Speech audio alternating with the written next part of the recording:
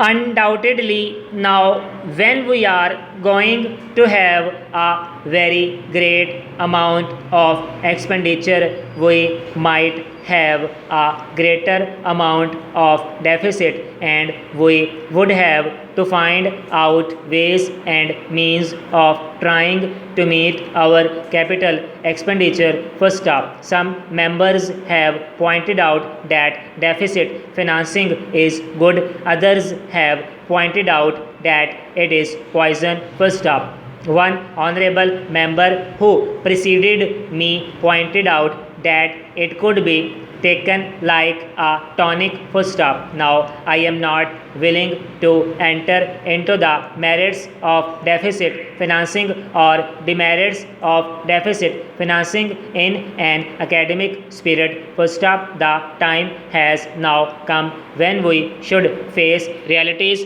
First up, I do suggest that we have to indulge in deficit financing, because without indulging in deficit financing, it would not be possible for us to indulge in capital expenditure on such a large scale. First up, but when we are talking of the scope of deficit financing, I would like to place before the House and the Finance Minister the two great limitations which face us. First up, the first limitation that faces us is that concerning the internal price level. First up, the Honorable the Finance Minister referred to the cost of living. First up, he said that he was going to keep a watch over the cost of living so that it may not shoot up within a short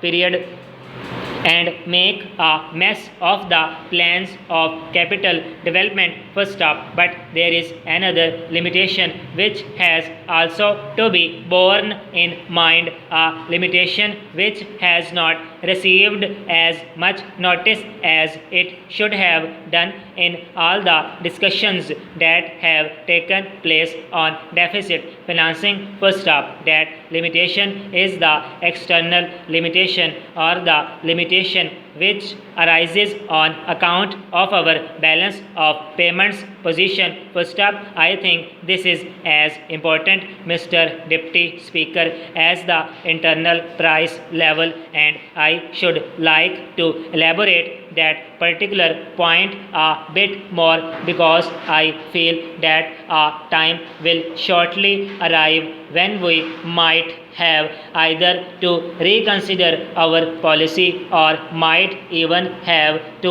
leave the sterling club of which we are a member. First up, the second serious limitation is as serious as the first. First up, what would be the consequences of deficit financing on our balance of payments? Question mark. The finance minister in his budget speech points out that so far as the balance of payments position is concerned, first up, they have now, whether it is by accident or design, a favorable balance, and they have contributed about rupees 63 crores to the dollar pool during the past 6 months. First up, but the moment we indulge in deficit financing, we have to be prepared for worsening of our balance of payments. First up,